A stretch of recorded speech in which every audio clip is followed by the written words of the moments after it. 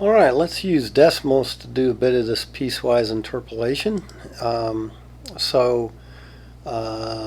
Suppose I have some data. I'll use that same data. I can come here and insert a table, and it's called x1, y1. I could change that if I wish. I don't want to change it to x and y. I could use other things like r or s or something, but or I can leave it at x1. Now I had 1 and 5, and 3, 4, 7, and 8. And on this side with the 5, I had the 10 and the 8 and 9 and 12. Okay, so excuse me, there I have that. Now I can't see the points, so I'll come over here, and there I can see all 5 points quite well. And now I want to build my piecewise polynomial. There are a few ways you could do this. The key is that we only want each piece on here for the interval. And now what that really is one way to view this is sort of an if statement, and the way you do a conditional like that in Desmos, or a way, and there are a couple ways to do some conditional things, but I could build this up piece by piece, or I can just do the whole thing at once. Let's try piece by piece, I think, to start with, and then see where we can go with that. So here's, I could do P1 of x. Okay, so there's my P1 of x, and that equals, and remember it's this y value here, so the way I can get at that is I can say y1. Now notice what it did. It did actually every single one of those values, but I want just the first one. And so the way you can index within Desmos is, see, that's just the 5. So y1 plus, and then I need my slope, right? So that was the 10 minus the 5, so I need y1 the second position minus y1 the first position. So I have that. Now I'm going to highlight this and hit a slash for division, and then I need my x1 second spot minus my y1. Y1. That's where the ones are a problem. X1, they get me mixed up with that, but I'm just going to leave it that way. So there's the slope, and then parentheses times x minus that x1 of the first position. And it looks like I did okay, right? It goes through those points. It goes through that point, goes through that point, so I did that fine. Now we need to limit its position, and again, you can do this a couple different ways when you're just working with one thing.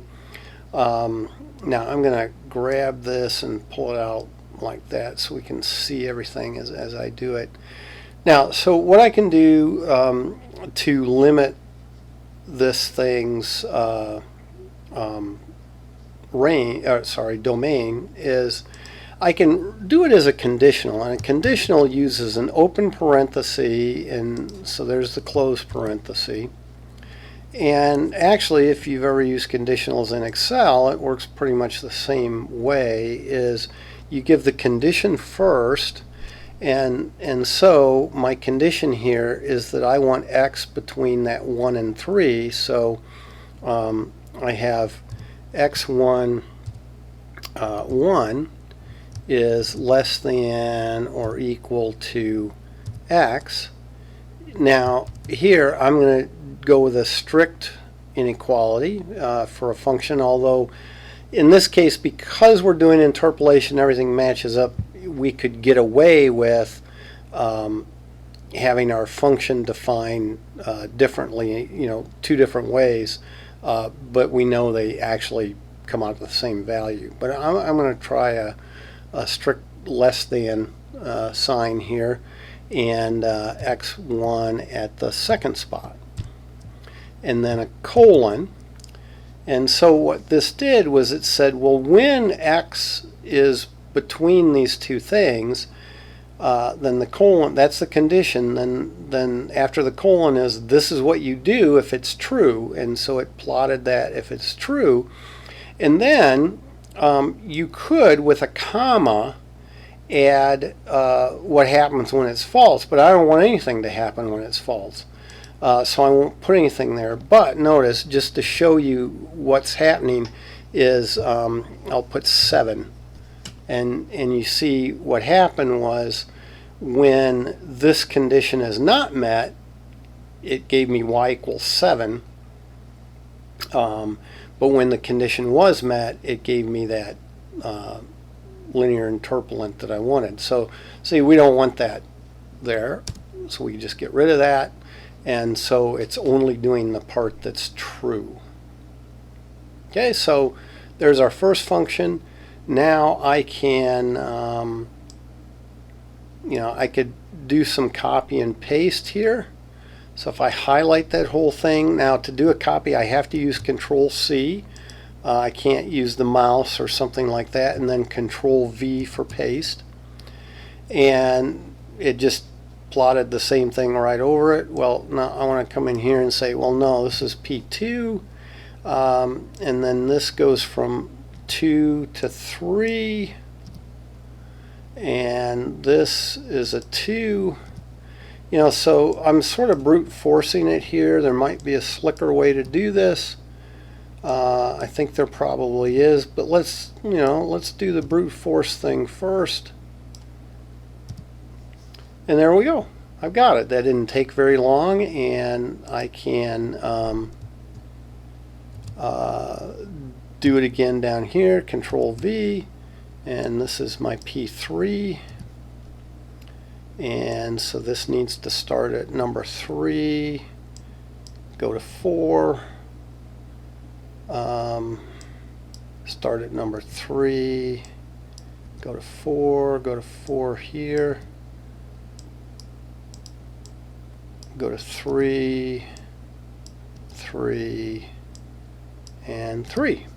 And there they connect it up, and then finally I'll do one more Control-V, paste that same thing there, and this is P4, and that goes from 4 to 5, 4, 5, 4, 5, 5,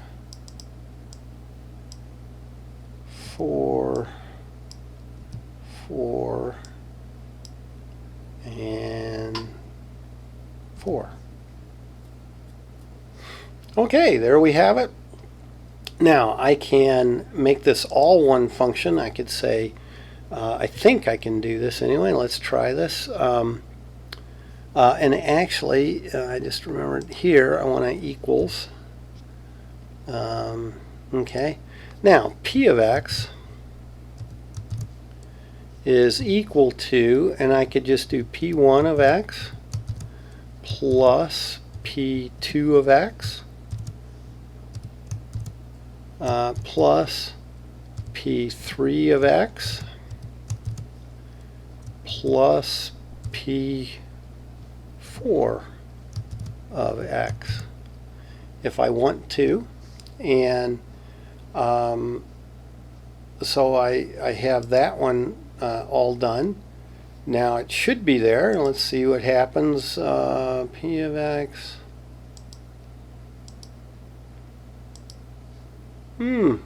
Well, so much for that idea. That didn't work. It looks like it worked. I don't know why it didn't work.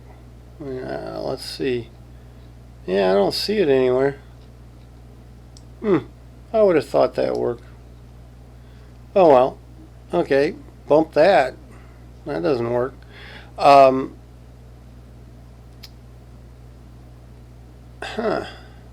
don't know. I won't waste time looking at it that way. But so yeah, so that didn't work. I mean, I've got my 4 parts. What I thought would work didn't. I'll have to explore that. Okay, so I can't get a single function that way, but I can certainly, and I can try a couple different things. Here's the very long way. Okay, so I'm going to copy that. So Control C, Control V. Everything's happy, and it replotted that one. Okay, now, so if this is not true, what I'm going to do here is say comma. So if it's not true, I am going to put that piece in there. So Control C, Control V, and notice it put that whole thing in there.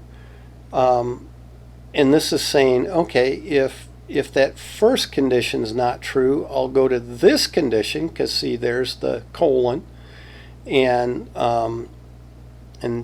do that, and then I can put a comma and add, what if that's not true? Well, I'll put this whole thing there. Control C. Makes this very, very long, of course, right? And I have to do, have to go there, and I'll do a Control V, and now I have 3 pieces added, and I could do the same thing again here. There's a comma. I add this 4th piece, and again it makes it very, very long. There's no way I can see this whole thing at once, but I can put it all in there. Control V, and there is P of X, and now if I turn those off, it's still there. Okay, so I could have defined the whole thing at once using a conditional with, okay, what happens if I am in that interval. So this is really the way I would say if I truly wanted to create a piecewise defined function, a single function P of X, like this, then this is how I would do it. And then I could evaluate it here with just a single, if I want P of 2, it's 7.5. Now that should be the same thing as P1 of 2. So if I come down here and say P1 of 2, I get 7.5. Right? But if I did P1 of 9, or sorry, P of 9, oh wait, what does this go to? 8, sorry. Okay, so let's try 6. P of 6, right, I get 8.6, but if I try P1 of 6, of course that's undefined. Okay, so I get nothing from that. Okay, so the one other thing I could do here, I could try is, well, since I took the time to define all these, I'm going to try something here. I'm going to try just calling this P1 of X. Whoops. P1 of X. And see, it liked that. So kind of weird the way this did this. Now, but what I could do, right, it looks like I'm being redundant here. Well, I could take off that part there and get rid of those curly braces, and you see this is still very happy down here, but I took away the conditional up here. If I put this back, you see it's that whole line. So there's the P1 of X, and then I put the condition here and say, okay, if that's true, do P1 of X. And so maybe that's a way to kind of compromise on getting something that's not so darn long on the single line. Okay, so there are many ways to go about creating this piecewise function.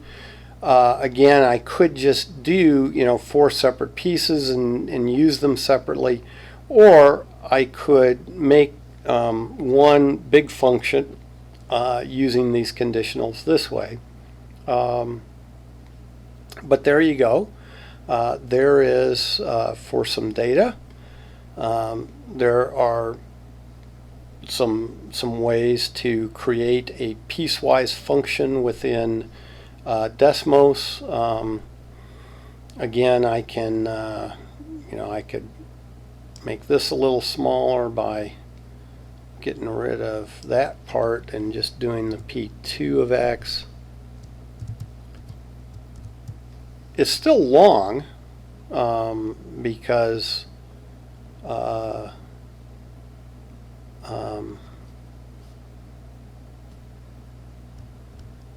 if I come over to the left here, by the time I get to P2, I've just about used that whole line that I can see. Now I could do things like control minus here to make the screen smaller, which then if I pull this way out, I can see more. Okay, so that's something else I could do. It doesn't help you watching it though, so get that back up to what we had it. And so there you go, a piecewise defined function, in this case piecewise linear interpolant. I can do a lot with copy and paste, and we'll call that good for this one. I may make another video where I try to get a little more slick about it, but this one will definitely get us there, right? That will allow us to create a piecewise linear function. So, all right, we're done with that one.